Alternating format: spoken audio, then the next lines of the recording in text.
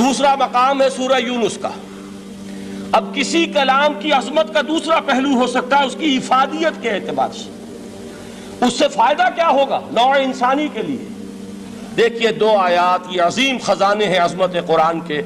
سورہ یونس میں یا ایھا الناس، اے لوگو، قد جاءتکم موعظۃ من ربکم وشفاء لما فی الصدور وہدی ورحمۃ للمؤمنین۔ 4 الفاظ نوٹ کر لیجئے۔ اے لوگو، آ گئی ہے تمہارے پاس وہ چیز تمہارے رب کی طرف سے جو موعظہ ہے۔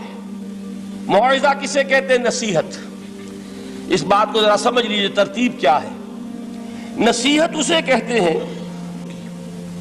لوگوں تمہارے پاس آ گئی ہے تمہارے رب کی طرف سے موعظت، اور تمہارے سینوں کے اندر جو روگ ہیں ان کے لیے علاج۔ توجہ کیجئے گا، ہم نے قرآن کو کیا سمجھا ہے؟ صرف ایک مقدس کتاب، ایک حصول ثواب یا ایصال ثواب کا آلہ۔ قرآن ہے کیا؟ نمبر 1 موعظہ۔ موعظہ کسے کہتے ہیں؟ وعظ اسے کہتے ہیں وہ بات جس سے دل نرم ہو جائے، دل کے اندر گداز پیدا کرنے والی شے۔ وجہ کیا ہے؟ اعلیٰ سے اعلیٰ حکیمانہ بات کسی سے کہی جائے، دل سخت ہے، اثر نہیں ہوگا، ایک کرسٹ آ جاتا ہے انسان کے دل کے اوپر۔ جیسے کہ یہود کے علماء کے بارے میں فرمایا گیا ثم قست قلوبکم فہی کالحجارۃ او اشد قسوۃ وان من الحجارۃ لما يتفجر منه الانہار وان منها لما يهبط من خشیۃ اللہ وان منها لما يشقق فيخرج منه الماء۔ اے لوگوں، پھر تمہارے دل سخت ہوتے چلے گئے، پھر وہ پتھروں کے مانند سخت ہو گئے، بلکہ ان سے بھی زیادہ سخت، اس لیے کہ پتھروں میں تو وہ بھی ہوتے ہیں کہ جو اللہ کے خوف سے گر جاتے ہیں، پتھروں میں وہ بھی ہوتے ہیں کہ جو اللہ کی خشیت سے پھٹ جاتے ہیں، ان میں سے پانی بہہ نکلتا ہے۔ پتھر تو اس طرح کے ہیں، لیکن انسان کا دل جب سخت ہو جائے، جب پتھر بن جائے، تو کوئی شے دنیا کی اس کی سختی کا مقابلہ نہیں کر سکتی۔ پہلے اس سختی کو نرم کریں گے، جیسے زمین ہے چٹیل زمین، اس زمین کے اندر ہل چلے گا تو بارش جو ہے فائدہ دے گی، اس کو آپ زمین کو نرم کرتے ہیں تاکہ وہ بارش کو جذب کرے، ورنہ چٹیل زمین ہے سخت، وہ پانی بہ جائے گا اور وہ زمین کے اندر جذب نہیں ہوگا۔ تو پہلا لفظ استعمال کیا موعظہ۔ یہ قرآن واعظ ہے، نصیحت ہے، دلوں کو نرم کرتا ہے، دلوں پر جو کرسٹ آ گیا ہے سخت اسے توڑتا ہے، اس میں ہل چلاتا ہے۔ پھر کیا کرتا ہے؟ پھر جب یہ جذب ہوتا ہے، شفاء لما فی الصدور، جو سینے کے روگ ہیں ان کے لیے شفا ہے۔ اب آپ غور کیجئے گا، علامہ اقبال نے انہی 2 اعتبارات سے مسلمانوں کا مرثیہ کہا ہے کہ مسلمانوں نے اس قرآن کو نہ موعظہ کے لیے استعمال کیا اور نہ تزکیہ نفس کے لیے استعمال کیا، بلکہ اس کو تو صرف بنا لیا ہے وہ جان آسانی سے نکالنے کا نسخہ یا ایصال ثواب کا آلہ۔ چنانچہ کہتے ہیں واعظ کے لیے واعظ دستاں زن و افسانہ بند۔ واعظ جو ہے ہمارے داستانے کہتے ہیں، افسانے کہتے ہیں، قصے کہتے ہیں، لطیفے کہتے ہیں۔ معنی او پست و حرف او بلند، اس کے بیان میں معنی تو ہوتے ہیں بہت ہی گھٹیا، نیچے کے، پست۔ الفاظ کا شکو ہوتا ہے، الفاظ بہت اونچے ہوتے ہیں۔ از خطیب و دیلمی گفتارے او با ضعیف و شاذ و مرسل کارے او۔ سارا واعظ و نصیحت جو ہو رہا ہے وہ ضعیف حدیثوں کے ذریعے سے، ضعیف روایات بخاری کی ہو، مسلم کی ہو، ترمذی کی ہو، ابن ماجہ کی ہو۔ کہاں خطیب بغدادی اور دیلمی، وہ کتابیں کہ جن کی کوئی سند نہیں ہے، وہاں کی روایات کے ذریعے سے لوگوں کو تذکیر کرنے کی کوشش کر رہے ہیں۔ با ضعیف و شاذ و مرسل کارے ہو، ضعیف روایات، شاذ روایات، مرسل روایات، جن کا سلسلہ روایت محمد الرسول اللہ تک متصل نہیں ہے، اس کے ذریعے سے کر رہے ہیں۔ حالانکہ موعظہ، سب سے بڑا موعظہ یہ قرآن تھا۔ قرآن کہتا ہے خود فذکر بالقرآن من یخاف وعید۔ اے محمد صلی اللہ علیہ وسلم، آپ اس قرآن کے ذریعے نصیحت کیجئے۔ یہ قرآن ہے جو دلوں کی سختی کو ختم کرے گا، گداز پیدا کرے گا۔ دوسری طرف علامہ اقبال کیا کہتے ہیں کہ جہاں تک ہمارے ہاں جو بھی تصوف کے معروف حلقے ہیں، صوفیاء حق کی بات نہیں کہہ رہا، وہاں قوالی ہو رہی ہوگی تو حال آ جائے گا۔ صوفی پشمینہ پوش حال مست، از شراب نغمہ قوال مست۔ قوال سے جو کچھ مل رہا ہے، حال آ رہا ہے، مستی آ رہی ہے، کیف اور سرور حاصل ہو گیا ہے۔ صوفی پشمینہ پوش حال مست، از شراب نغمہ قوال مست۔ لیکن یہ کہ اس کی محفل میں در نمی سازت بقرآن محفلش، اس کی محفل میں قرآن کا کہیں گزر نہیں ہے۔ جبکہ محمد الرسول اللہ صلی اللہ علیہ وسلم کی بھی ایک محفل ہوتی تھی، محفل سماع۔ وہ محفل سماع کیا تھی؟ حضور صحابہ سے فرمائش کر کر کے قرآن سنتے تھے۔ حضرت عبداللہ ابن مسعود رضی اللہ تعالیٰ عنہ کی روایت موجود ہے کہ مجھے ایک مرتبہ حکم دیا حضور نے کہ قرآن سناؤ۔ میں نے عرض کیا حضور آپ کو سناؤں؟ آپ پر تو نازل ہوا ہے۔ تو حضور نے فرمایا نہیں، مجھے کسی اور سے سن کر کچھ اور لطف حاصل ہوتا ہے۔ اب امتثال امر میں حضرت عبداللہ ابن مسعود رضی اللہ تعالیٰ عنہ نے سورہ نساء پڑھنی شروع کی۔ 41ویں آیت پر پہنچے، چشم تصور سے دیکھیے کہ حضور بھی تشریف فرما ہے، صحابہ کرام کی محفل ہے، اور صحابہ کیسے بیٹھا کرتے تھے ادب کے ساتھ۔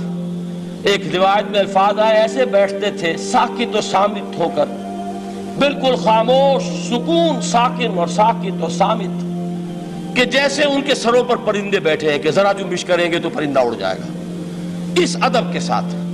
تو وہ محفل جو ہے حضور صلی اللہ علیہ وسلم کی، اور ایک صحابی حضرت عبداللہ ابن مسعود گردن نیچی کیے ہوئے ہیں اور قرآن پڑھتے چلے جا رہے ہیں۔ جب اس آیت پر پہنچے فَكَيْفَ إِذَا جِئْنَا مِن كُلِّ أُمَّةٍ بِشَهِيدٍ وَجِئْنَا بِكَ عَلَى هَؤُلَاءِ شَهِيدًا، کیا ہوگا اس دن جس دن کہ ہم ہر امت پر ایک گواہ کھڑا کریں گے، اور اے نبی آپ کو گواہ بنا کر لائیں گے ان کے خلاف۔ آپ کو یہ ٹیسٹیفائی کرنا ہوگا کہ اللہ تیرا جو کلام میرے پاس آیا تھا میں نے پہنچا دیا تھا، اب ان کی ذمہ داری ہے، they are accountable, they are responsible۔ اس پر حضور نے فوراً فرمایا حسبک حسبک، بس کرو بس کرو۔ اور حضرت عبداللہ ابن مسعود فرماتے ہیں کہ میں نے جب نگاہ اٹھا کر دیکھا حضور کے آنکھوں سے آنسو روا تھے۔ یہ ہے سماع، یہ محفل سماع ہے، کاش کہ اللہ تعالی ہمیں اس کی توفیق عطا فرمائے۔ یہ ہے مسنون محفل سماع، اس قرآن کے اندر وہ گداز ہے۔ آیا ہے کہ نہیں 7ویں پارے کے بالکل آغاز میں وَإِذَا سَمِعُوا مَا أُنزِلَ إِلَى الرَّسُولِ تَرَىٰ أَعْيُنَهُمْ تَفِيضُ مِنَ الدَّمْعِ مِمَّا عَرَفُوا مِنَ الْحَقِّ يَقُولُونَ رَبَّنَا آمَنَّا فَاكْتُبْنَا مَعَ الشَّاهِدِينَ۔ تو یہ ہے دوسری چیز کہ در حقیقت تزکیہ نفس کا ذریعہ یہ قرآن ہے۔ سینوں میں جو روگ ہیں، حب دنیا، حب مال، حب شہرت، حب اقتدار، جس کو کہ ایڈلر کہتا ہے دی ارج ٹو ڈومینیٹ، میرا غلبہ ہو، میرا تسلط ہو، میں نمایاں ہو جاؤں، میری حکومت بن جائے، اختیار میرے ہاتھ میں آ جائے، دی ارج ٹو ڈومینیٹ۔ یہ ساری ارجز ہیں ہماری در حقیقت جس سے فساد رونما ہے۔ یہ حب مال ہے جس کی وجہ سے ہمارے اندر تنافس ہے۔ الہاکم التکاثر حتی زرتم المقابر، یہ کثرت اور بہتات کی طلب تمہیں غافل کیے رکھتی ہے یہاں تک کہ قبروں تک جا پہنچتے ہو۔ آنکھ انسان کی کھل نہیں پاتی، جس کے پاس 10 نسلوں کے لیے کھانے کو موجود ہے، اس کی بھی حرص جو ہے اور مزید کا لالچ جو ہے وہ ختم نہیں ہوتا۔ یہ چیزیں ہیں اصل روگ، ان دلوں کے روگوں کا اور سینوں کے اندر کے ان امراض کا علاج قرآن ہے۔ یا ایھا الناس قد جاءتکم موعظۃ من ربکم وشفاء لما فی الصدور۔ اب جب یہ دو چیزیں ہو جائیں گی، اب تیسرا لفظ ہے ہدن۔ ہدایت بیکار ہے جب تک دل میں گداز نہ ہو، ہدایت بیکار ہے جب تک کہ نیت درست نہ ہو۔ کوئی شخص بڑا عالم ہے لیکن اپنے علم کو اس نے ذریعہ بنایا ہے دنیا کمانے کا، تو در حقیقت یہ قرآن اس کے حق میں ہدایت نہیں ہے، اس کے حق میں عذاب خدا بندی کا ذریعہ بن رہا ہے۔ حضور نے خود فرمایا القرآن حجت لک او علیک، یہ قرآن یا تمہارے حق میں حجت ہے یا تمہارے خلاف حجت بنے گا قرآن کے قیامت کے دن۔ اس لیے کہ ایک شخص اس کو دنیا کمانے کا ذریعہ بنا رہا ہے، ایک شخص اس کو شہرت کے حصول کا ذریعہ بنا رہا ہے، ایک شخص علم کو ذریعہ بنا رہا ہے دنیا میں نمایاں ہونے کا، اپنی تعریف کا۔ حضور نے فرمایا کہ قیامت کے دن سب سے پہلے 3 افراد کا معاملہ پیش ہوگا عدالت خداوندی میں۔ ایک وہ جو بڑا عالم سمجھا جاتا تھا، اس سے بڑا علم پھیلا۔ دوسرا وہ جو بہت صاحب ثروت تھا، اس نے بہت خیرات کے کاموں میں پیسہ لگایا۔ تیسرا وہ جو دنیا میں شہید سمجھا جاتا تھا کہ اللہ کی راہ میں جنگ کرتے ہوئے جان دیا۔ اللہ ان تینوں سے جو اس کو نعمتیں دی تھی ان کا ذکر کر کے پوچھے گا کہ میں نے تمہیں یہ دیا، تمہیں یہ دیا، تمہیں یہ دیا، تم کیا کر کے لائے؟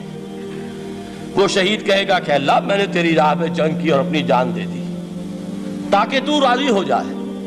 اللہ فرمائے گا کذبت، تو نے جھوٹ بولا، انک قد قاتلت لئن یقال جریء، تو نے تو یہ جنگ اس لیے کی تھی کہ کہا جائے کہ بڑا جری ہے، بڑا بہادر ہے۔ یہ لوگوں سے بہادری کے تمغے لینا تمہارا مقصود تھا۔ وقد قیل، وہ کہا جا چکا ہے، اب یہاں تمہارے لیے کچھ نہیں۔ اور فرشتوں کو حکم ہوگا اور وہ اوندے منہ اس کو گھسیٹتے ہوئے جہنم میں جھونک دیں گے۔ دنیا میں شہید سمجھا جا رہا ہے، آخرت میں جہنمی ہے۔ یہی حال اس عالم کا ہوگا، یہی حال اس دولت مند کا ہوگا۔ تم نے یہ علم پھیلایا تھا کہ تمہارے علم کا چرچا ہو جائے، تمہاری شہرت ہو جائے، لوگ تمہاری دست بوسی کرنے لگے، لوگ تم سے جھک کر ملے۔ وہ دنیا میں ہو گیا، تمہارا مطلوب مل چکا، تمہارا مقصود حاصل ہو چکا، اب یہاں کچھ نہیں۔ تو جان لیجئے کہ جب تک دلوں کے روگ درست نہ ہوں، علم بیکار ہے، ہدایت قطعاً غیر مفید ہے۔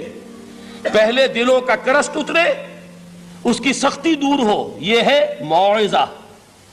دلوں کے اندر سے حب جاہ، حب دنیا، حب مال نکلے، یہ ہے تزکیہ، شفاء لما فی الصدور۔ اب ہدایت خداوندی، اب راستہ آپ دیکھیں گے اور اس راستے پر چلیں گے۔ یہ ہدایت جو ہے دنیا میں، یہی آخرت میں رحمت کی شکل میں ظاہر ہوگی۔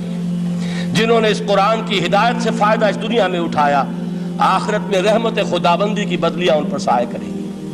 ایک حدیث میں تو باقاعدہ الفاظ آئے ہیں کہ سورہ بقرہ اور سورہ آل عمران یہ 2 بدلیوں کی صورت میں ظاہر ہوں گی میدان حشر میں، اور ان لوگوں پر سایہ کریں گی کہ جن کو ان سے بڑی محبت تھی۔ یہ 4 الفاظ نوٹ کر لیجئے اسی ترتیب کے ساتھ۔ یا ایھا الناس قد جاءتکم موعظۃ من ربکم وشفاء لما فی الصدور وہدی ورحمۃ للمؤمنین قل بفضل اللہ وبرحمتہ۔ اے نبی کہہ دیجئے یہ اللہ کا بڑا فضل ہے، لوگوں سمجھو، اس کی بڑی رحمت کا ظہور ہوا ہے اس قرآن کی شکل میں۔ اس کی رحمت کا مظہر عدم قرآن ہے، اس کے فضل کا سب سے بڑا ثبوت قرآن ہے۔ فَبِذَلِكَ فَلْيَفْرَحُوا، اس پر انہیں خوشیاں منانی چاہیے۔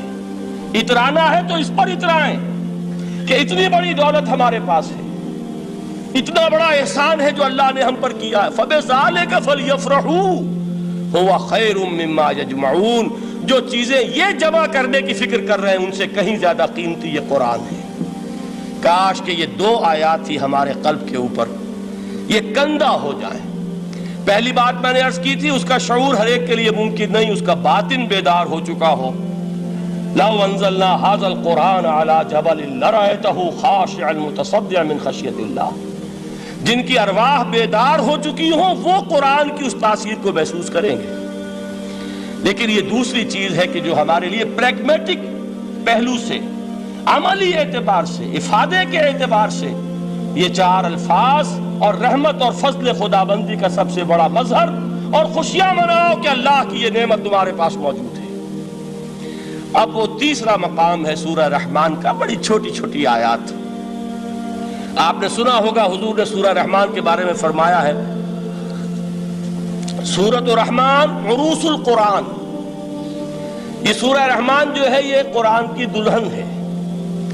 جیسے دلہن کو آپ خوشنما لباس پہناتے ہیں، آراستہ پیراستہ اس کو گہنے اور اس کو زیور پہناتے ہیں، تو جس طریقے سے سجاتے ہیں آپ دلہن کو، اللہ تعالیٰ نے ایک سورت قرآن مجید میں یہ ایسی رکھی ہے سورہ رحمان کہ اسے خوب سجایا ہے۔ اس میں الفاظ کا در و بست، اس کا اپنا ایک ڈیوائن میوزک ہے۔ وہ تو اللہ تعالیٰ قراء جو ہے، خاص طور پر مصر کے قراء، اللہ تعالیٰ ان پر رحمت نازل فرمائے، ان کی خطاؤں سے درگزر کرے۔ جس طرح قرآن کے انٹرنسک میوزک کو انہوں نے واضح کیا ہے۔ واقعہ یہ ہے کہ اگر یہ لوگ نہ ہوتے، شیخ عبد الباسط محمد عبد الصمد، شیخ محمود خلیل الحصری، یہ لوگ کہ جنہوں نے قرآن کے اس غنا، میوزک، یہ لفظ جو ہے آپ حیران نہ ہو کہ میں یہ کوئی شاید توہین کر رہا ہوں قرآن کی، حضور نے یہ لفظ استعمال کیا ہے، تغنو، اس قرآن کو اچھی سے اچھی خوشلحانی کے ساتھ پڑھو، من لم یتغن بالقرآن فلیس منا، جو قرآن کو بہتر سے بہتر انداز میں، اچھی سے اچھی آواز میں، خوشلحانی کے ساتھ پڑھنے کی کوشش نہیں کرتا، وہ ہم میں سے نہیں ہے۔ بلکہ ایک مرتبہ حضور رات کے وقت آپ گشت پر تھے اپنے ساتھیوں کے حالات معلوم کرنے کے لیے۔ حضرت ابو موسیٰ اشعری رضی اللہ تعالیٰ عنہ ایک صحابی ہیں، ان کے گھر کے پاس سے گزر ہوا، وہ رات کو تہجد پڑھ رہے تھے، کھڑے ہوئے کیف کے عالم میں قرآن تلاوت کر رہے ہیں۔ حضور کو بہت پسند آئی ان کی قرات، کافی دیر تک وہاں کھڑے سنتے رہے۔ اب انہیں کیا پتا کون سن رہا ہے، بالکل اسی طرح سمجھ لیجئے ایک بات یاد آئی ہے، حضور فرماتے ہیں کہ جس طرح کان لگا کر اللہ قرآن کو سنتا ہے کسی چیز کو نہیں سنتا۔ ہمیں نظر نہیں آتا نا، ہمیں معلوم نہیں ہے، ہم قرآن پڑھ رہے ہیں تو سننے والا کون ہے؟ سب سے زیادہ کان لگا کر خود اللہ۔ یہاں اس لیے مجھے یاد آیا کہ ابو موسیٰ اشعری کو کیا پتا تھا کہ کون سن رہا ہے، وہ اپنی کیفیت میں نماز میں تہجد میں قرآن کی تلاوت کر رہے تھے، اور ظاہر بات ہے ان کے گھر ایکڑوں میں بنے ہوئے نہیں تھے، ایک ایک کمرہ، ایک ایک کوئی حجرہ، ایسے ہی تو گھر تھے نا صحابہ کے، لہذا حضور پاس سے گزرے، آواز آئی، کافی دیر سنتے رہے۔ اس کے بعد آپ تشریف لے گئے، صبح فجر میں ملاقات ہوئی تو حضور نے تحسین کے انداز میں فرمایا، یا ابا موسیٰ انک قد اوتیت مزمارا من مزامیر آل داؤد، اے ابو موسیٰ تمہیں تو آل داؤد کے سازوں میں سے ایک ساز اللہ نے عطا فرما دیا ہے۔ جس طرح حضرت داؤد، لہن داؤدی مشہور ہے کہ جب وہ پچھلے پہر رات کو حمد کے ترانے الاپتے تھے، قرآن میں ہے کہ پرندے شامل ہو جاتے تھے ساتھ، اور پہاڑ وجد میں آتے تھے، پہاڑ بھی ان کے ساتھ شریک ہوتے تھے۔ تو جس طرح کا اللہ نے ان کو لہن عطا فرمایا تھا، حضور نے تحسین کے انداز میں فرمایا ہے ابو موسیٰ اشعری، اللہ نے تمہیں بھی آل داؤد کے سازوں میں سے ایک ساز عطا فرمایا۔ بہرحال قرآن مجید کا جو یہ میوزک ہے، قرآن کے الفاظ کا جو حسن ہے، جہاں تک حسن معنوی ہے وہ تو ہر لفظ میں ہے، لیکن یہ حسن ظاہری، حسن صوتی، حسن لفظی، یہ اپنے کلائمیکس پر آپ کو نظر آئے گا سورہ رحمان میں۔ لیکن قرآن میں یہ سورت اس اعتبار سے بھی ممتاز ہے، اس کی 4 آیات پر ذرا توجہ کریں گے، عجیب حقائق سامنے آئیں گے۔ جہاں یہ قرآن مجید کے حسن صوت اور حسن لفظی کی معراج ہے، وہیں اس کی پہلی 4 آیات میں 4 چوٹی کی چیزوں کا ذکر ہے، سب سے اونچی چیزیں۔ پہلی آیت کیا ہے؟ الرحمن، ایک آیت ہو گئی۔ رحمان کیا ہے؟ اللہ کا نام ہے۔ کبھی آپ نے غور کیا اللہ کے ناموں میں سب سے پیارا نام کون سا ہوگا؟ رحمان۔ کیوں؟ اس کا مادہ کیا ہے؟ رحمت۔ ہمیں سب سے بڑھ کر جس چیز کی ضرورت ہے وہ کیا ہے؟ رحمت خداوندی۔ نام اچھی طرح سن لیجئے اس حضور کی قول کو۔ حضور فرماتے کوئی شخص جنت میں مجرد اپنے عمل کی بنیاد پر داخل نہیں ہو سکے گا جب تک کہ رحمت خداوندی دستگیری نہ کرے۔ کسی صحابی نے بڑی ہمت اور جرأت کا ثبوت دیا کہ پوچھ لیا، کیا حضور آپ بھی؟ جب آپ نے فرمایا کوئی شخص داخل نہیں ہو سکتا جنت میں محض اپنے عمل کی بنیاد پر جب تک کہ رحمت خداوندی جو ہے وہ دستگیری نہ فرمائے۔ پوچھا گیا کیا آپ بھی؟ آپ نے فرمایا ہاں میں بھی۔ آپ اندازہ کیجئے کہ اگر محمد الرسول اللہ بھی رحمت خداوندی کے ضرورت مند ہوں تو تاب دیگراں چہ رسد، ہماری تو سب سے بڑی ضرورت رحمت خداوندی ہے۔ اب یہ رحمت جو ہے قرآن مجید میں اللہ تعالیٰ کی یہ شان 2 الفاظ کے ذریعے سے آتی ہے، رحیم اور رحمان، اور کوئی مادہ نہیں ہے جس سے 2 نام بنتے ہوں اللہ کے، لیکن یہ مادہ ہے واحد رحمت کا کہ جس سے رحمان بھی ہے رحیم بھی ہے۔ رحیم صفت مشبہ ہے، رحمت دائم ہو جائے گی، مستقل ہوگی تو رحیم کہیں گے، اور رحمان اس میں رحمت کی ہے وہ شان ہے کہ جیسے ٹھاٹھے مارتا ہوا سمندر ہو، ہیجان کی کیفیت، طوفانی کیفیت، رحمت خداوندی کا طوفانی جوش، وہ ہے رحمان۔ آپ تو رہتے اس علاقے میں ہیں، آپ کو معلوم ہے عرب اگر بھوکا مرا جا رہا ہو تو کیا کہے گا؟ انا جوعان۔ پیاسا مرا جا رہا ہو انا عطشان۔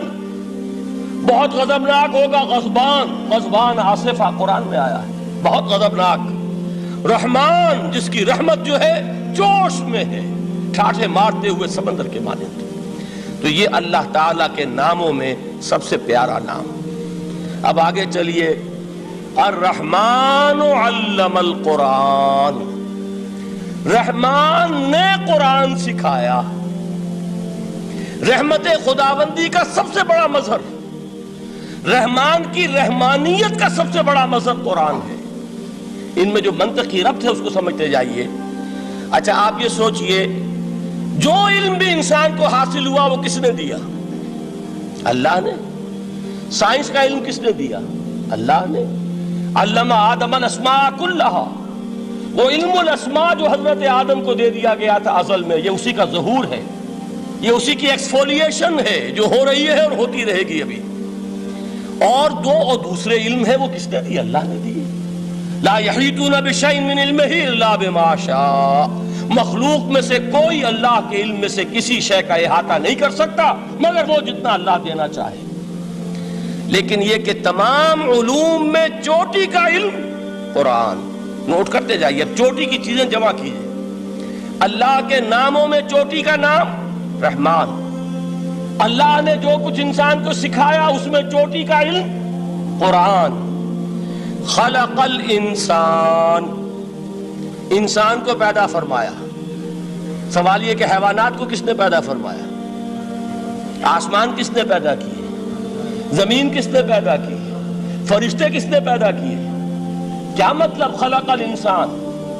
اس کی تمام مخلوقات میں اس کا کلائمیکس، اس کی تخلیق کی معراج، اس کے تخلیق کا نقطہ عروج انسان ہے۔ یہ ہے کہ جو مسجود ملائک بنا ہے۔ وَلَقَدْ كَرَّمْنَا بَنِي آدَمَ وَحَمَلْنَاهُمْ فِي الْبَرِّ وَالْبَحْرِ وَرَزَقْنَاهُمْ مِنَ الطَّيِّبَاتِ وَفَضَّلْنَاهُمْ عَلَى كَثِيرٍ مِّمَّنْ خَلَقْنَا تَفْضِيلًا۔ تو تخلیق میں سب سے اونچی تخلیق انسان کی، علموں میں سب سے اونچا علم قرآن کا، اللہ کے ناموں میں سب سے اونچا نام رحمان۔ اب آئیے چوتھی چیز، علمہ البیان، انسان کو بیان کی صلاحیت عطا فرمائی۔ کیا اور کوئی صلاحیت عطا نہیں کی؟ بینائی کس نے دی؟ اللہ نے۔ اسی طریقے سے سماعت کس نے عطا فرمائی؟ اللہ نے۔ کتنی فیکلٹیز ہیں، کتنے ایکسٹرنل آرگنز ہیں سینس کے، کتنے انٹرنل سینسز ہیں جو اللہ نے دیے ہیں۔ لیکن یہاں بھی سمجھ لیجئے جتنی فیکلٹیز ہیں ہیومن فیکلٹیز، ان میں ٹاپ کی فیکلٹی جو ہے وہ اسپیچ ہے، کلام ہے، بیان ہے۔ جن لوگوں نے میڈیکل سائنس کا مطالعہ کیا ہے وہ جانتے ہیں کہ یہ برین ہے، ہیومن برین، اس برین میں جو وہ اوپر ایک زرد سا مادہ ہوتا ہے، گرے میٹر، اس کی ایک کوٹنگ ہوتی ہے، یہ ہائیسٹ ایوالوڈ فارم ہے، اور اس میں سب سے بڑا رقبہ جو ہے وہ اسپیچ سینٹر کہلاتا ہے۔ اسی لیے انسان کو حیوان ناطق کہتے ہیں۔ حیوان کے اور انسان کے مابین امتیاز قائم کیا گیا، نطق، گویائی، بولنا۔ اب یہ کیا چیز ہوئی؟ انسان کی صلاحیتوں میں سے سب سے اونچی صلاحیت۔ 4 آیتیں ہو گئی نا۔ اللہ کے ناموں میں سب سے چوٹی کا نام رحمان۔ اس نے جو علوم پیدا کیے ان میں چوٹی کا علم قرآن۔ اس نے جو مخلوقات پیدا فرمائی ان میں چوٹی کی مخلوق انسان۔ انسان کو جو صلاحیت اور استعدادات عطا فرمائی ان میں چوٹی کی استعداد بیان۔ جمع کیجئے، نتیجہ کیا نکلے گا؟ وہ نتیجہ ایک حدیث نبوی کی شکل میں سامنے آتا ہے۔ پہلی حدیث میں نے یہی پڑھی تھی، اس کے راوی کون ہے؟ عثمان ابن عفان۔ میں حیران ہوتا ہوں وہ قافیہ یہاں بھی موجود ہے، رحمان قرآن، بیان انسان، عثمان عفان، باپ کا نام بھی اسی وزن پر ہے، عثمان ابن عفان۔ عن عثمان ابن عفان رضی اللہ تعالی عنہ قال قال رسول اللہ صلی اللہ علیہ وسلم حضرت عثمان شہید مظلوم ذوالنورین رضی اللہ تعالی عنہ فرماتے ہیں کہ اللہ کے رسول صلی اللہ علیہ وسلم نے فرمایا خیرکم من تعلم القرآن وعلمہ، تم میں سے بہترین لوگ وہ ہیں جو قرآن سیکھیں اور سکھائیں۔ قوت بیان جو تمہاری ٹاپ فیکلٹی ہے، اس کا استعمال کسی گھٹیا کام کے لیے نہیں ہونا چاہیے۔ دیکھیے اردو میں محاورہ ہے کہ توپ سے مکھی نہیں ماری جاتی، توپ بنائی گئی ہے کسی بڑی شے کے لیے، مکھی مارنے کے لیے توپ استعمال نہیں ہوتی۔ یہ قوت بیان جو ہے، جو ٹاپ موسٹ فیکلٹی ہے ہیومن جو فیکلٹیز ہیں ان میں سے، اس کا استعمال بھی ٹاپ موسٹ ہونا چاہیے۔ قرآن کو بیان کرو، وہ جیسے کہ علامہ اقبال نے کہا ہے، بلکہ غالباً ان کے قبر پر آس پاس جو اشعار لکھے ہوئے ان میں سے ایک یہ بھی ہے، اگر یک قطرہ خونداری اگر مشتے پرے داری، بیابامن تو آموزم طریق شاہ بازی را، اگر تمہارے اندر ایک قطرہ بھی خون کا ہے اور مٹھی بھر بھی پر اگر اللہ نے دیے ہیں تو ہے میرے پاس آؤ کہ میں تمہیں شاہبازی کے طریقے سکھاؤں۔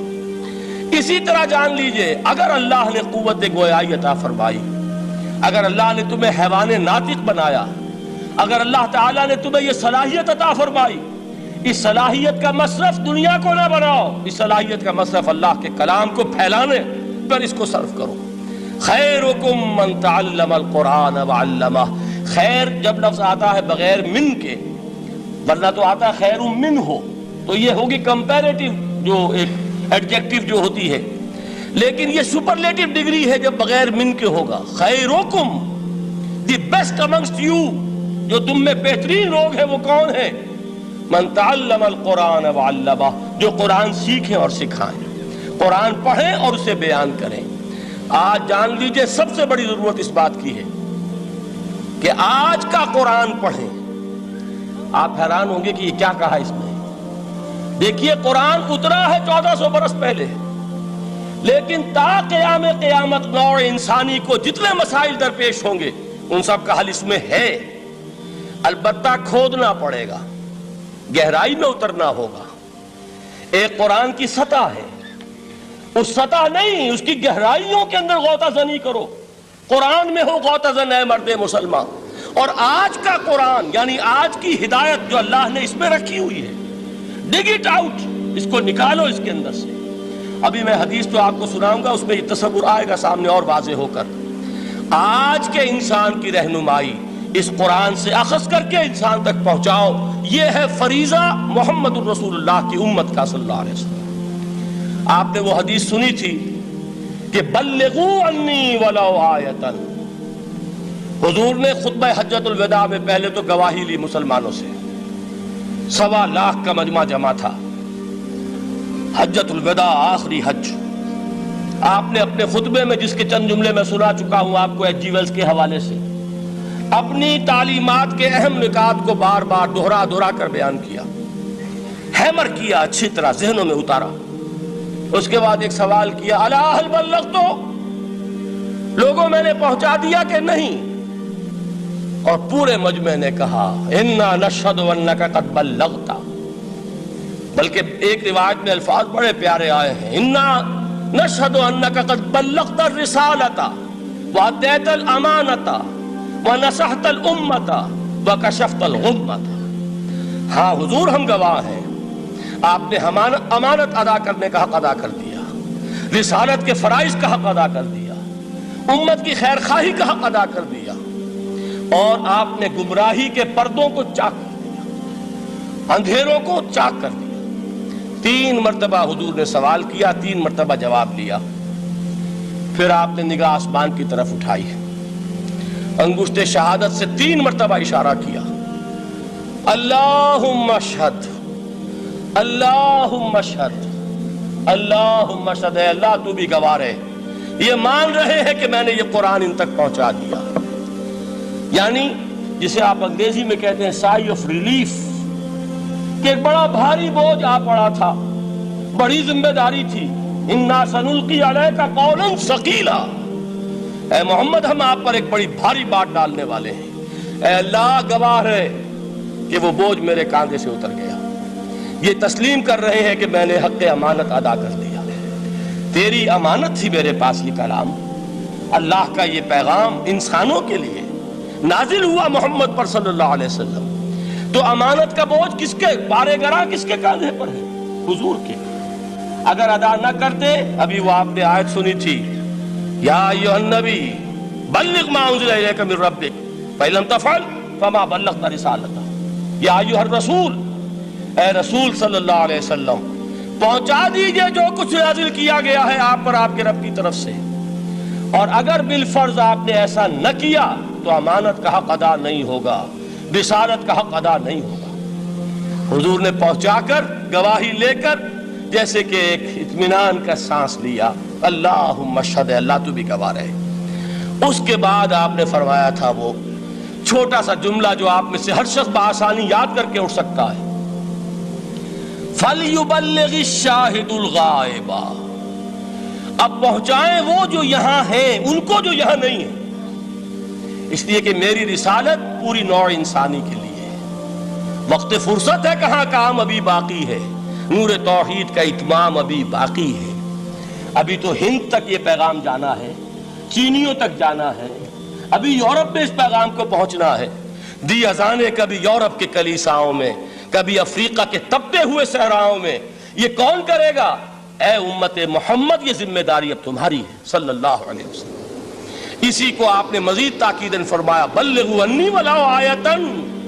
میرا کوئی امتی بھی اس سے بالکل فارغ نہ رہ جائے، بالکل محروم نہ رہے، ایک آیت بھی پہنچا سکتا ہو تو پہنچائے. یہ ہے وہ ذمہ داری کہ جو اس حدیث کی روح سے خیرکم من تعلم القرآن وعلمہ. ایک ہوتا ہے ذمہ داری کو ایک بوجھ کی حیثیت سے، ایک فرض کی حیثیت سے بیان کرنا. یہاں ہے تشویق اور ترغیب کا انداز. کون نہیں چاہتا کہ میں بہتر سے بہتر کیریئر اختیار کروں؟ کون نہیں چاہتا کہ میری زندگی اعلیٰ سے اعلیٰ ہو؟ کون نہیں چاہتا کہ میرا وقت جو ہے اس کی بڑی سے بڑی قیمت مجھے ملے؟ کاش کہ ہمیں معلوم ہوتا کہ قرآن کا سیکھنا اور سکھانا کتنا اعلیٰ کیریئر ہے. کاش کہ ہمیں معلوم ہوتا کہ قرآن کی تبلیغ اور دعوت، اس میں جو لمحہ گزر رہا ہے وہ کتنا قیمتی ہو گیا ہے، اس کا کتنا بڑا اجر و ثواب اللہ کے ہاں ملنا ہے. تو خیرکم من تعلم القرآن وعلمہ. تم میں سے بہترین لوگ وہ ہیں جو قرآن سیکھیں اور سکھائیں. دوسری حدیث حضرت عمر سے مروی ہے رضی اللہ تعالی عنہ. یہ پہلی روایت متفقون علیہ تھی، بخاری اور مسلم دونوں میں موجود ہے. دوسری روایت صحیح مسلم کی ہے. حضرت عمر فرماتے ہیں، قال قال رسول اللہ صلی اللہ علیہ وسلم، ان اللہ یرفع بہذا الکتاب اقواما ویضع بہ آخرین. اللہ اب اس کتاب کے ذریعے قوموں کو اٹھائے گا اور اسی کو ترک کرنے کے باعث رسوا کر دے گا. یہ ہے اب ابد الآباد تک کے لیے، خاص طور پر مسلمانوں کے لیے اللہ تعالیٰ کا یہ قانون. اس کتاب کو لے کر اٹھیں گے سربلند ہوں گے، اس کتاب کو پیٹھ دکھائیں گے ذلیل کر دیے جائیں گے. یہ گویا کہ اب امت مسلمہ کی قسمت جو ہے وہ تلے گی اس کتاب کی میزان میں. اسی میں طے ہوگا کہ ان کے لیے عروج ہو یا زوال ہو. اسی کو وہ جواب شکوہ میں علامہ اقبال نے سادہ ترین الفاظ میں کہا تھا، وہ زمانے میں معزز تھے مسلمان ہو کر اور تم خار ہوئے تاریک قرآن ہو کر. فارسی میں اسی کو مفہوم کو جو ادا کیا ہے جس خوبصورتی سے، اس کا تو جواب نہیں ہے کہ اے مسلمان، خار از مہجوری قرآن شدی. تم جو ذلیل و خار ہو گئے ہو دنیا میں. ایک سوال شاعر نے کبھی کیا تھا نا، بڑا پیارا سوال تھا، ہے آج کیوں ذلیل کہ کل تک نہ تھی پسند گستاخی فرشتہ ہماری جناب. بڑا پیارا سوال ہے. جواب علامہ اقبال دے رہے ہیں، خار از مہجوری قرآن شدی. قرآن سے لا تعلق ہونے کی بنیاد پر تم ذلیل و رسوا ہوئے ہو. شکوہ سنجے گردش دوراں شدی. گردش دوراں اور گردش فلک اور فلک ناہنجار اور فلک کج رفتار، اس کو خامخواہ گالیاں دے رہے ہو، اس کا خامخواہ شکوہ کر رہے ہو، شکایت کر رہے ہو. یہ تو اے باد سبائی ہما آوردہ تست، یہ تمہارے اپنے کرتوتوں کی سزا ہے جو تمہیں مل رہی ہے. تم نے قرآن کو پیٹھ دکھائی، تم ذلیل و رسوا کر دیے. خار از محجوری قرآن شدی، شکوہ سنجے گردش دوران شدی، اے جو شبنم بر زمیں افتندئی، در بغل داری کتاب زندئی۔ اے وہ قوم جو شبنم کی طرح زمین پر پڑی ہے، اغیار اسے پاؤں تلے روند رہے ہیں، جیسے آپ صبح کو سیر کرنے نکلتے ہیں، سبزے پر پڑی ہوئی شبنم اسے آپ روندتے ہیں اپنے قدموں تلے۔ اے امت محمد، آج تو دنیا کی قوموں کے سامنے اسی طرح پابال ہے، سرنگوں ہے، لیکن ہوش میں آ کہ تیری بغل میں وہ کتاب زندہ موجود ہے، وہ کتاب زندہ جس نے کہ دنیا میں یہی جزیرہ نما عرب، وحشی لوگوں کا مسکن، نہ یہاں علم، نہ یہاں تمدن، نہ یہاں تہذیب، نہ یہاں تنظیم، کوئی ڈسپلن نہیں، کوئی حکومت نہیں، کوئی تہذیب نہیں، کچھ نہیں، تاریکیاں ہی تاریکیاں۔ یہی کتاب تھی جس نے اسے منور کیا، یہی کتاب تھی جس نے دنیا کا امام بنایا، یہی کتاب تھی جس نے دنیا کا معلم بنایا، یہ کتاب تھی جس نے نئے نئے علوم ایجاد کرنے سکھائے، یہ کتاب تھی جس کی بدولت یہی عرب تھے جنہوں نے یونان کے فلسفے اور سائنس کو جو مر چکے تھے انہیں زندہ کیا، ان میں نئی چیزوں کا اضافہ کیا اور اسپین کی یونیورسٹیوں کے ذریعے سے یورپ تک دوبارہ پہنچا دیا۔ یہ وہ کتاب ہے، در بغل داری کتاب زندگی۔ اقبال نے کیسے کیسے شکوے کہے ہیں، اسی قرآن میں ہے ابتر کے جہاں کی تعلیم، جس نے مومن کو بنایا مہو پرویں کا امیر۔ اس قرآن کو لے کر مسلمان نکلا ہے، ایک ہاتھ میں قرآن، ایک میں تلوار۔ برا نہ مانیے، قرآن تلوار کا نام بھی آپ اپولوجیٹک انداز میں نہ لیا کریں۔ انقلاب کی تکمیل تلوار سے ہوتی ہے، انقلاب کی تمہید کسی کتاب سے ہوتی ہے، اچھی طرح جان لیجیے۔ کبھی انقلاب صرف کتاب سے نہیں آیا، کتاب سے ذہن بدلتے ہیں، کتاب سے فکر بدلتی ہے، کتاب سے سوچ بدلتی ہے، کتاب سے ایک جماعت تیار ہوتی ہے، ایک قوت تیار ہوتی ہے۔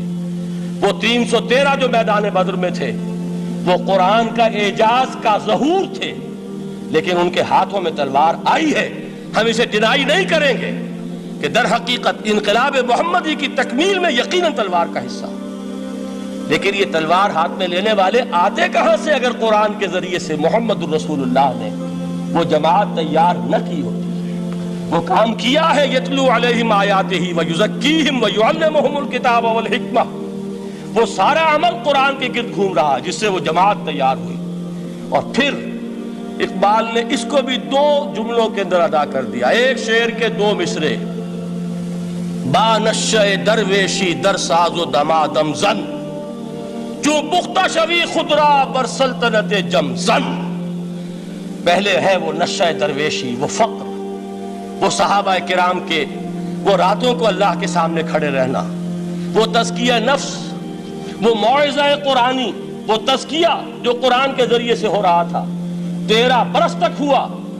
اب جب ایک جماعت تیار ہو گئی، ایک قوت وجود میں آئی، تو اب اس قوت کو محمد رسول اللہ نے باطل کے نظام پر دے مارا، ٹکرایا۔ بانشہ درویشی در ساز و دمادم زن، چوں پختہ شوی خدرا بر سلطنت جم زن۔ تبھی وہ انقلاب آیا، جاء الحق وزہق الباطل ان الباطل کان زہوقا۔ تو اللہ تعالیٰ اس کتاب کو اب میزان بنا چکے ہیں۔ وَبِالْحَقِّ أَنزَلْنَاهُ وَبِالْحَقِّ نَزَلَ، یہ قرآن حق کے ساتھ نازل ہوا ہے، فیصلہ کن کتاب ہے۔ إِنَّهُ لَقَوْلٌ فَصْلٌ وَمَا هُوَ بِالْحَزْلِ، یہ قول فصل ہے، حزل نہیں ہے، کسی شاعر کی شاعری نہیں ہے کہ آپ نے تحسین کی تو کیا اور نہ کی تو کیا۔ یہ کتاب وہ ہے کہ اگر مانو گے تو مہو پرویں کا امیر بنو گے، اور اگر اس کو پیٹھ دکھائے رکھو گے جیسے دکھائی تم نے تو ذلیل کر دیے جاؤ گے، رسوا کر دیے جاؤ گے، جیسے کہ آج کم سے کم 300 برس سے پوری دنیا میں مسلمان ذلیل اور خوار ہیں۔ خار از محجوری قرآن شدی، شکوہ سنجے گردش دوران شدی، اے جو شبنم بر زمیں افتندئی، در بغل داری کتاب زندگی۔ ان اللہ یرفع بہذا الکتاب اقواما ویضع بہ آخرین۔ رواہ مسلم۔ آخری حدیث جس پر کہ میں اپنی گفتگو ختم کر دوں گا، یہ حضرت علی سے ہے رضی اللہ تعالی عنہ۔ دیکھیے، ایک حدیث حضرت عثمان سے، ایک حضرت عمر سے، ایک حضرت علی سے۔ یہ سب کون ہے؟ یہ سب ہمارے ہیں۔ یہ محمد الرسول اللہ صلی اللہ علیہ وسلم کی تربیت کا شاہکار۔ حضرت ابو بکر رضی اللہ تعالیٰ عنہ سے بھی ایک حدیث مروی ہے، لیکن اس کا متن مجھے یاد نہیں تھا۔ مفہوم اس کا یہ ہے کہ جس شخص کو اللہ نے قرآن جیسی دولت دی ہو اور پھر بھی کبھی اس کے دل میں یہ خیال آئے کہ اللہ نے اپنے کسی اور بندے کو کوئی زیادہ بڑی نعمت دی ہے، اس نے قرآن کی ناقدری کی۔ کسی ملینئر کو دیکھ کر اور بلینئر کو دیکھ کر، کسی کا بہت بڑا محل دیکھ کر اگر تمہارے دل میں یہ خیال آیا کہ یہ دولت بڑی ہے اس دولت سے جو تمہارے پاس ہے قرآن کی، تو تم قرآن کی قدر و قیمت سے واقف نہیں۔ تمہیں معلوم کیا کہ یہ کتنی بڑی دولت ہے۔ یہ در حقیقت شرح ہے انہی الفاظ قرآنی کی کہ فَبِذَلِكَ فَلْيَفْرَحُوا هُوَ خَيْرٌ مِّمَّا يَجْمَعُونَ۔ جو کچھ دنیا جمع کرتی ہے، جن کو قیمتی اشیاء سمجھ کر لوگ جمع کرتے ہیں، ان سے کہیں بڑھ کر قیمتی یہ قرآن ہے۔ تو حضرت ابو بکر سے یہ مروی، حضرت عمر سے ان اللہ یرفع بہذا الکتاب اقواما ویضع بہ آخرین، حضرت عثمان سے خیرکم من تعلم القرآن وعلمہ۔ اب آئی حضرت علی، سیدنا علی رضی اللہ تعالی عنہ۔ وہ حدیث طویل ترین ہے جو مدح قرآن میں محمد الرسول اللہ سے مروی ہے صلی اللہ علیہ وسلم۔ پوری حدیث مجھے یاد بھی نہیں ہے اور اس کا وقت بھی نہیں ہے، لیکن بڑی پیاری حدیث ہے اس اعتبار سے۔ آغاز کیسے ہوا؟ حضرت علی فرماتے ہیں قال رسول اللہ صلی اللہ علیہ وسلم انہا ستکون فتنۃ، ان قریب ایک بہت بڑا فتنہ رونما ہوگا۔ حضور نے خبر دی فتنے کی۔ حضرت علی فرماتے اس پر میں نے عرض کیا، قلت، میں نے عرض کیا مل مخرج منہا یا رسول اللہ، اے اللہ کے رسول اس سے نکلنے کا راستہ کون سا ہوگا؟ دیکھیے یہ لکھا ہوا ایگزٹ، نکلنے کا راستہ، اور عام طور پر آپ نے دیکھا ہوگا بڑے ہالز میں یہ سرخ روشنی ہوتی ہے، اس میں اس کا اہتمام کیا جاتا ہے کہ اگر خدا نہ خواستہ کوئی حادثہ ہو جائے لوگوں کو معلوم ہو نکلنے کا راستہ کون سا، یہ مخرج ہے۔ حضور نے خبر دی کہ فتنہ ہوگا۔ تو دیکھیے میں ایک بات عرض کیا کرتا ہوں، ذرا توجہ کیجئے، ہمارا حال کیا ہے؟ ہم بڑے ریشنلسٹ قسم کے لوگ ہیں، یہ زمانہ ریشنلزم کا ہے۔ اگر ہم ہوتے تو کیا پوچھتے؟ وہ فتنہ کیا ہوگا، کیوں ہوگا، کہاں سے آئے گا؟ ہمارے سوال یہ ہوتے ہیں، کب آئے گا، کیوں، کہاں، کب، کیسے؟ ان سب کی حیثیت علمی سوالات کی ہے۔ بھائی کب آئے گا ایک علم ہے، کیسے آئے گا علم ہے، کہاں سے آئے گا علم ہے، لیکن اصل جو عملی اعتبار سے اہمیت والی شے ہے، بچاؤ کا راستہ کون سا ہوگا محمد الرسول اللہ، یہ بتائیے ہم۔ مل مخرج منہا یا رسول اللہ، حضرت علی نے یہ نہیں پوچھا فتنہ کیا ہوگا، کہاں سے آئے گا حضور، کیوں آ جائے گا، کب آ جائے گا، نہیں، مل مخرج منہا یا رسول اللہ، اے اللہ کے رسول یہ بتائیے کہ جب وہ فتنہ رونما ہوگا تو نکلنے کا راستہ کون سا ہوگا۔ اس کا جواب ہے، ارشاد فرمایا محمد رسول اللہ نے، کتاب اللہ، اللہ کی کتاب ہے وہ مخرج، یہ کتاب ہے کہ جس کو تھامو گے تو فتنوں سے محفوظ رہو گے۔ اس کے بعد آپ فرماتے ہیں فیہ نبأ ما قبلکم وخبر ما بعدکم وحکم ما بینکم، اس میں تم سے پہلوں کی بھی خبریں موجود ہیں، عاد اور سمود اور قوم نوح اور قوم ہود اور قوم لوط اور قوم صالح اور آل فرعون، یہ کون ہے؟ من قبلکم، تم سے پہلے، وفیہ خبر ما بعدکم، جو کچھ تمہارے بعد ہونے والا ہے اس کی خبریں بھی موجود ہیں، لیکن وہ کیسی ہوں گی؟ وہ بٹوین دی لائنز ہوں گی، وہ بین السطور ہوں گی۔ ان کے لیے انسان کو، آپ کو معلوم ہے ایک عبارت میں سطور ہوتی ہے اور ایک درمیان میں ہوتا ہے، ان کے کچھ لکھا ہوا نہیں ہوتا۔ You have to read between the lines۔ قرآن میں بعد میں آنے والے حالات بھی درج ہیں، لیکن اس طرح نہیں جیسے کہ پچھلے حالات درج ہیں۔ اس کے لیے ذرا ان ڈیپتھ پونڈرنگ اوور، غور و فکر اور تدبر کی ضرورت ہوگی۔ وَحُکْمُ مَا بَيْنَكُمْ، اور جتنے اختلافات تمہارے اندر پیدا ہوں گے تا قیام قیامت، ان سب کا فیصلہ بھی اس کتاب میں موجود ہے۔ وَهُوَ حَبْلُ اللَّهِ الْمَتِينُ وَهُوَ الذِّكْرُ الْحَكِيمُ، یہی تو ہے وَهُوَ الصِّرَاطُ الْمُسْتَقِيمُ، سیدھا راستہ اور کون سا؟ یہی قرآن تو ہے۔ ہر رکعت میں کہتے ہو اہدنا الصراط المستقیم، اور قرآن دیا ہوا ہے اس پر غور نہیں کرتے۔ عجیب تماشا ہے ہمارا، نماز کی ہر رکعت میں اہدنا الصراط المستقیم، اور حضور فرمایا وَهُوَ الصراط المستقیم، صراط المستقیم یہ قرآن ہی تو ہے، الذکر الحکیم یہ قرآن ہی تو ہے، وَهُوَ حَبْلُ اللَّهِ الْمَتِينُ، اور یہی ہے اللہ کی مضبوط رسی۔ آپ نے قاری صاحب سے وہ آیات سنی سورہ آل عمران کی، وَاعْتَصِمُوا بِحَبْلِ اللَّهِ جَمِيعًا وَلَا تَفَرَّقُوا، اللہ کی رسی کو مضبوطی سے مل جل کر تھامو اور تفرقے میں مبتلا نہ ہو۔ تفرقہ ہوگا تو کیا ہوگا؟ تمہاری ہوا اکھڑ جائے گی۔ آج آپ کو معلوم ہے دول عرب اگر یہ یکجا ہو جائیں، ایک دن کے لیے اسرائیل قائم نہیں رہ سکتا، امریکہ نہیں، امریکہ کا باپ اسے قائم نہیں رکھ سکتا۔ اگر امت عرب ہی جمع ہو جائے، عالم اسلام تو بڑی شے ہے، جو وسائل ان کے پاس ہیں، جو اللہ تعالیٰ نے ان کو نعمتیں عطا فرمائی، لیکن افتراق، انتشار، اختلاف، جتھے بندی، گروہ بندی، دھڑے بندی، اس نے اسرائیل کا خنجر ان کے سینے میں پیوست کیا ہوا، اس لیے کہ فَتَذْهَبَ رِيحُكُمْ، اگر تم اختلاف کرو گے تو تمہاری ہوا اکھڑ جائے گی۔ آج وہ ہوا اکھڑ چکی ہے، تو فرمایا وَاعْتَصِمُوا بِحَبْلِ اللَّهِ جَمِيعًا وَلَا تَفَرَّقُوا، اللہ کی رسی کو مضبوطی کے ساتھ مل جل کر تھامو اور تفرقے میں مت پڑو۔ حضور فرما رہے ہیں وہ اللہ کی رسی کون سی؟ ہوا حبل اللہ المتین، یہی قرآن ہے اللہ کی مضبوط رسی۔ علامہ اقبال نے کیا خوب کہا ہے، علامہ اقبال نے قرآن اور حدیث کے حقائق کو جس طریقے سے اشعار کا جامہ پہنایا ہے، وہ تو خود کہتے ہیں گوہر دریائے قرآن سفتام، میں نے قرآن مجید کے دریا سے موتی نکال کر اپنے اشعار کے اندر میں نے چن دیے ہیں، میرا کام اور کچھ نہیں ہے۔ موتی کوئی بھی غواص پیدا نہیں کرتا، دریا کی گہرائی سے نکال لاتا ہے۔ یہ میری حکمت نہیں ہے جو میرے اشعار میں ہے، یہ میں نے قرآن مجید کے دریا میں غوطہ زنی کر کے اس سے یہ موتی نکالے۔ گوہر دریائے قرآن سفتام۔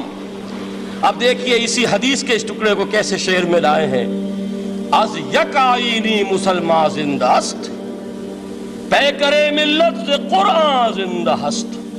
مسلمان کی زندگی تو ایک آئین کے بدولت ہے، یہ آئین قرآن، جو کہا تھا کبھی قائد اعظم مرحوم نے، جب پوچھا گیا تھا کہ آپ کے پاکستان کا دستور کیا ہوگا، کیا فرمایا تھا؟ یاد کیجئے کہ ہمیں کسی نئے دستور کی ضرورت نہیں، ہمارا دستور 1400 برس پہلے طے ہو چکا ہے۔ یہ ہماری بدقسمتی ہے جو کچھ کہا تھا قائد اعظم نے کہ God has given us a golden opportunity to prove our worth as architects of a new state, and let it not be said that we didn't prove equal to the task۔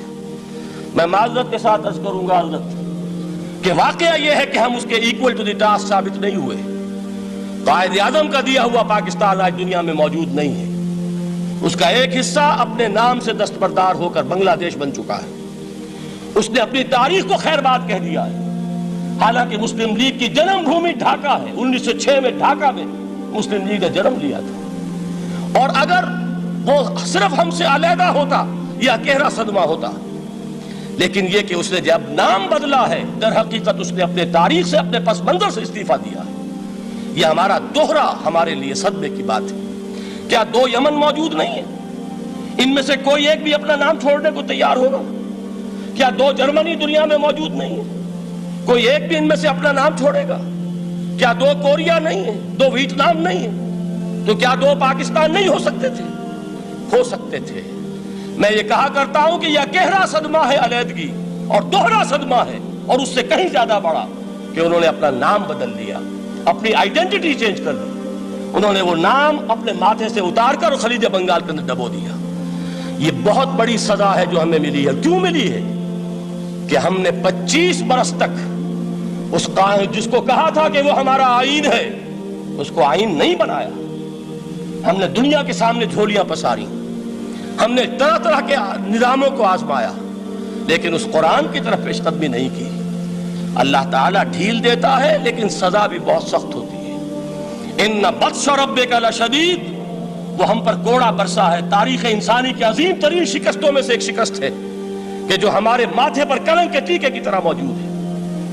اللہ کرے کہ آئندہ یہ تاریخ اپنے آپ کو نہ دہرائے، لیکن میں عرض کر دیتا ہوں آپ سے، جو ہمارے لچھن ہیں، جو ہمارا طرز عمل ہے، جو ہمارے لیل و نہار ہیں، جو ہمارا انداز ہے، اللہ کے دین کا استہزاء اور تمسخر، جس طرح اللہ کے ساتھ مذاق ہم کر رہے ہیں، اس کا شاید اس سے بھی کہیں زیادہ برا نتیجہ نکلے۔ اللہ مجھے اور آپ کو اور ارض مقدس پاکستان کو اس انجام سے بچائے، لیکن اس کے لیے کام کرنا ہوگا۔ صرف کہنے سے بات نہیں بنے گی، کمر کسنی ہوگی، ہمت جو ہے پھر انسان کو اثر نو، ایک نئی تعمیر، ایک عزم، ایک ہاتھ میں قرآن اور ایک میں تلوار لے کر یہ امت پھر دوبارہ میدان میں آئے۔ بہرحال عرض یہ کرنا تھا، اقبال کہتا ہے از یک آئینی مسلمان زندہ است، پے کرے ملت سے قرآن زندہ ہست، ماں ہما خاک و دل آگاہ اوست، اعتصامش کن کہ حبل اللہ اوست۔ تامو اس کو مضبوطی کے ساتھ، حبل اللہ یہی قرآن ہے، یہ یک آئینی اور پیکر قرآن کی زندگی، پیکر ملت کی زندگی جو ہے اس قرآن کی بدولت ہے۔ تو حضور نے کیا فرمایا؟ فتنے سے بچنے کا راستہ کون سا ہے؟ کتاب اللہ فیہ نبأ ما قبلکم وخبر ما بعدکم وحکم ما بینکم وہو الصراط المستقیم وہو حبل اللہ المتین وہو الذکر الحکیم۔ ایک 3 جملے اور سن لیجئے۔ هو الذی لا یشبع منہ العلماء ولا یخلق عن کثرت الرد۔ یہ قرآن وہ شے ہے جس سے اہل علم کبھی سیر نہ ہو سکیں گے، ولا تنقضی عجائبہ، اس کے عجائب کبھی ختم نہیں ہوں گے۔ یہ ہیروں کی وہ کان نہیں ہے کہ جو کبھی خالی ہو جائے کہ سارے ہیرے نکل چکے، اب مزید ہیرے نہیں ہیں، نہیں، علم اور حکمت کے ہیرے اور ہدایت اور حکمت کے موتی اس میں سے ابد الآباد تک نکلتے رہیں گے۔ ضرورت صرف کھودنے کی ہے، میں نے وہ لفظ استعمال کیا تھا۔ آج کا قرآن کھودنا ہوگا، آج کی ہدایت اس قرآن سے نکالنی ہوگی۔ قرآن جب نازل ہوا آن دی سرفیس، بالکل ظاہر وہ تھی اس کی ہدایت جو اس دور کے لیے ضروری تھی۔ ہمیشہ کی ہدایت اس کے اندر رکھ دی گئی ہے، اس میں مضمر ہے، اس میں چھپی ہوئی ہے، اس کے لیے تدبر کی ضرورت ہے۔ کتاب انزلناہ الیک مبارک لیدبروا آیاتہ ولیتذکر اولو الالباب۔ لوگ تدبر کریں، اس کی گہرائیوں کے اندر غوطہ زنی کریں۔ لا تنقضی عجائبہ، اس کے عجائب کبھی ختم نہیں ہوں گے۔ ولا یشبع منہ العلماء، اہل علم کبھی اس سے سیر نہیں ہوں گے۔ آپ کو سخت بھوک لگی ہوتی ہے اور کھانا کھانے کے تھوڑی دیر کے بعد اب آپ کا ہاتھ رک جاتا ہے، سیر ہو گئے، بہترین کھانا ہے لیکن نہیں کھا سکتے۔ اگر عام حالات میں وہ آتا تو کبھی نہ چھوڑتے، لیکن اب وہ آپ کا میزبان کہہ رہا کچھ اور لیجیے، تناول فرمائیے ذرا، یہ بھائی نہیں میں اب بھر چکا، یہ آپ کہتے ہیں کہ نہیں؟ حضور فرمائے یہ قرآن وہ شے نہیں ہے جس سے اہل علم کبھی سیر ہو سکے۔ ان کی پیاس بڑھتی چلی جائے گی، ان کے اندر quest of knowledge, search for wisdom بڑھتی چلی جائے گی۔ کبھی بھی انسان یہ محسوس نہیں کرے گا کہ مجھے جو لینا تھا میں لے چکا، بلکہ یہ کہ جیسے جیسے قدم آگے بڑھیں گے تہذیب کے، تمدن کے، علم کے، اتنے ہی قرآن جو ہے وہ آگے بڑھتا چلا جائے گا ہر دور کی رہنمائی کے لیے۔